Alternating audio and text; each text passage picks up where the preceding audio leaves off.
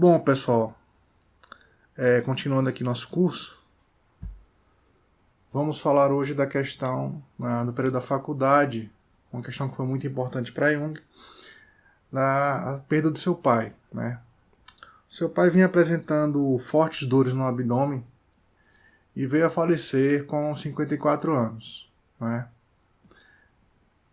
Nessa época, Jung estava com 21 anos e estava frequentando a faculdade, né? E sua mãe vai dizer o seguinte, o que ela vai dizer vai marcar ele, né? Sua mãe vai dizer, olha, seu caminho está livre, né? E Jung vai entender isso aí como sendo, olha, você agora pode ser quem você quiser, tá? Seu pai já morreu, você não tem mais que prestar contas a ele, né? Uma consequência disso é que Jung vai se tornar gnóstico, tá? O gnosticismo é uma série de preceitos filosóficos, religiosos, que acredita que o homem tem uma essência que é imortal, tá? E eles valorizam muito o conhecimento, mas um conhecimento a partir da experiência direta, tá? Jung vai usar isso aí na questão do seu estudo da psique humana. Então ele vai valorizar a questão da experiência direta no que se refere aos fenômenos subjetivos, tá? Isso vai ser bem visível quando ele estiver fazendo a questão lá do confronto do inconsciente, que nós vamos falar. Isso vai acontecer após o rompimento com Freud. E vejam também que isso é um caminho natural, porque ele sempre valorizou a experiência, né? Lembre-se lá que a questão do pai dele, que o pai dele, não, bastava só você crer. E para Jung não, tinha a questão de ter a experiência. Então ele vai se tornar um gnóstico. Após a morte do seu pai, ele vai apresentar sonhos, né? Vai ver seu pai em sonhos. No primeiro sonho, isso acontece aí por volta aí de 1 mês e meio, mais ou menos, do falecimento do seu pai.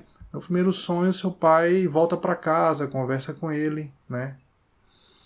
E após alguns dias, esse sonho se repete, mas o seu pai vai dizer que já está curado, né? Então, a partir desses sonhos que ele tem com o pai, após o falecimento do pai, é que ele vai começar a refletir um pouco sobre a vida após a morte, tá? Um detalhe importante é que a mãe do Jung não trabalhava, então a renda vinha do seu pai, né? Mesmo sendo pouco, era a única fonte de renda que tinha. Então, com a morte dele, Jung vai apresentar dificuldades financeiras, né? E uma parte da família dele queria que ele largasse a medicina e se tornasse um caixeiro viajante, um comerciante, né? Para trabalhar no comércio, para ganhar pouco, só para ter o suficiente para sobreviver, né? E só que ele vem receber apoio de um tio por parte de pai, né? Que ele vai dar uma pequena quantia mensal lá para Jung, né? E também ele vai receber, ele vai negociar antiguidades com uma tia dele, né? Ela tinha algumas antiguidades, então ele vai negociar, e com essa ajuda do tio, mesmo que pouca, e negociando as antiguidades, ele vai ter uma renda mínima que vai dar para ele continuar os estudos. Então ele vai dizer que nessa época que ele apresentou essa dificuldade financeira, ele aprendeu a apreciar as coisas simples, tá? Então vejam, isso vai ser refletido lá na torre. Na torre, quando ele vai construir a torre, que a gente vai falar nas próximas aulas, não tinha energia, não tinha água encanada, ele tinha que fazer seus próprios alimentos, fazer o fogo. Então, uma coisa simples, né? Extremamente simples. Então, nessa época ele já aprendeu a valorizar as coisas simples. Bom, nessa época da faculdade também, né, na biblioteca de um amigo, ele tem um contato, ele encontrou um livro que falava da aparição de espíritos, né, um livro sobre espiritismo, né? E começou a ler o livro, né, e viu que nesse livro tinha vários relatos, né, que ele começou a relacionar com o que ele tinha aprendido já aqui. Lembre-se que ele, desde criança, quando ele se recuperou dos desmaios, ele começou a estudar 3 horas por dia. Então, ele já tinha várias leituras, né, e começou a perceber, quando ele leu esse livro do Espiritismo, que eram vários relatos que ele já tinha lido a respeito, que já tinham ocorrido em várias épocas e em vários lugares do mundo, né? Isso aqui seria como se fosse, esses relatos são comuns em várias... tem um elemento comum em várias culturas, em várias épocas, né, da humanidade. É uma das coisas que vai chamar a atenção dele para o conceito que a gente vai ver lá na frente de arquétipo, tá? E do inconsciente coletivo, né? Ele também vai perceber que os livros sobre espiritismo, né, são os primeiros relatos psíquicos, primeiros relatos da subjetividade humana aos quais ele tem acesso, tá? E ele também vai achar que nos sonhos tem algumas coisas do espiritismo, tem elementos comuns ao espiritismo nos sonhos, né? Então vejam que a jornada dele, ele já tinha uma jornada antes de conhecer Freud, ele já tinha se interessava por sonhos, pela questão da subjetividade, mas claro que de outra forma, né, por meio aqui do espiritismo, né? E o que chamava a atenção dele são fenômenos aí, né, que hoje são ditos paranormais, que são a questão de, por exemplo, um relógio para na morte, uma pessoa vem a falecer e o relógio para, né? Ou então alguns objetos se movimentam na sua casa, ou alguns objetos se quebram, né, como que a gente vai ver já já. Então, isso para ele foi muito interessante, principalmente desse caráter subjetivo. Então, nessa época, ele passa a ler todos os livros do espiritismo que ele tem acesso. Ok?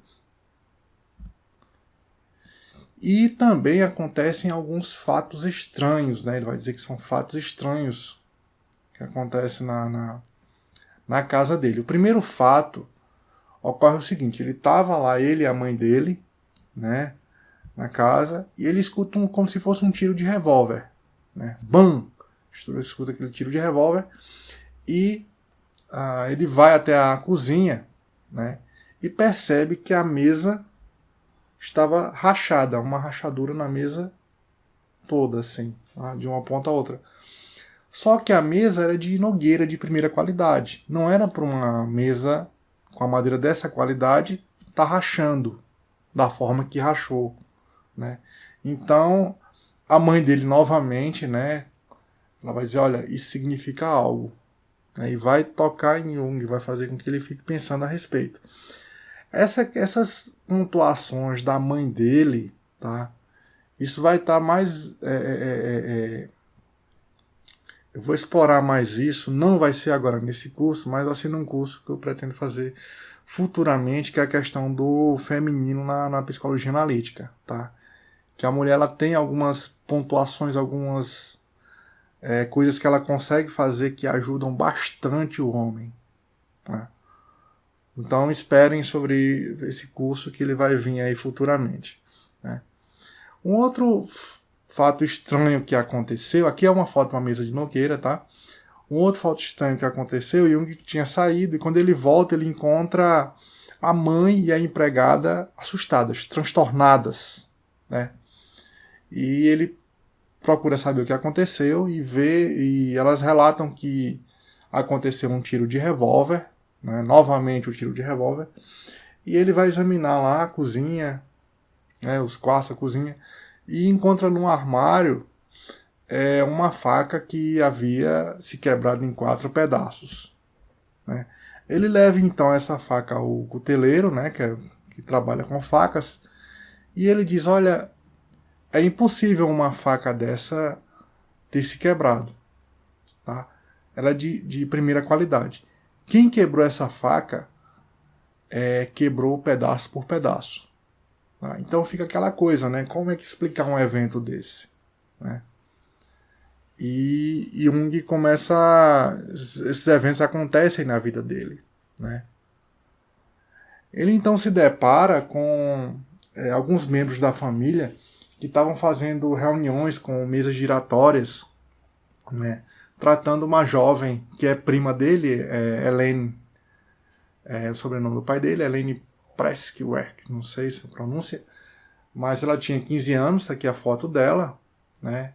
E Jung, como estava muito interessado por esse tema do espiritismo, ele vai organizar reuniões no sábado à noite, tá?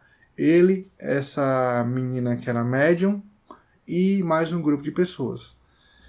E essas reuniões se estenderam por 2 anos, né? Todos os relatos que ele encontrou, tudo que ele percebeu, serviu para ele fazer a tese dele de doutorado, que é intitulada Sobre a Psicologia e Patologia dos Fenômenos Ditos Ocultos. Tá? Os elementos dessa tese e toda essa fase que ele pegou vão constituir a base de uma técnica que a gente vai ver lá na frente, que é a imaginação ativa. Ok?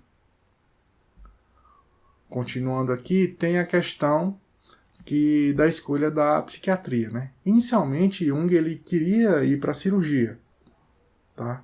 Tava quase certo, ele gostava muito da questão da anatomia e da disciplina de cirurgia, então ele ia para ser cirurgião, né? Todos até já estava certo entre os seus colegas e seus professores. Até que um belo dia ele lê o prefácio, né, a introdução do Manual de Psiquiatria de Krafft-Ebing. Tá aqui a foto dele, né? Era um manual de psiquiatria na época, era um clássico, né? Então, quando ele lê esse manual, esse autor ele fala do caráter subjetivo da psiquiatria, né?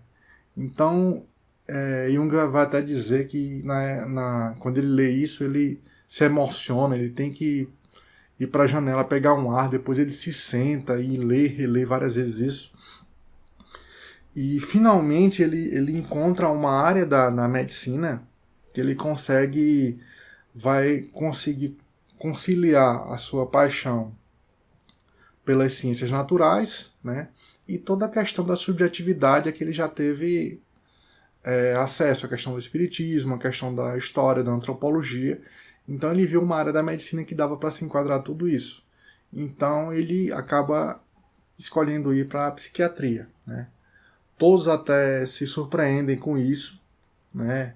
Ele fica até mal visto lá, porque nessa época a psiquiatria era uma das áreas, se não a área mais desvalorizada da medicina, né? Se vocês viram lá no curso de psicanálise, era uma área que ninguém queria, porque se sabia muito pouco a respeito dos doentes, né? E os tratamentos que tinha era o que? Era choque, que era eletroterapia, massagens e banhos, né?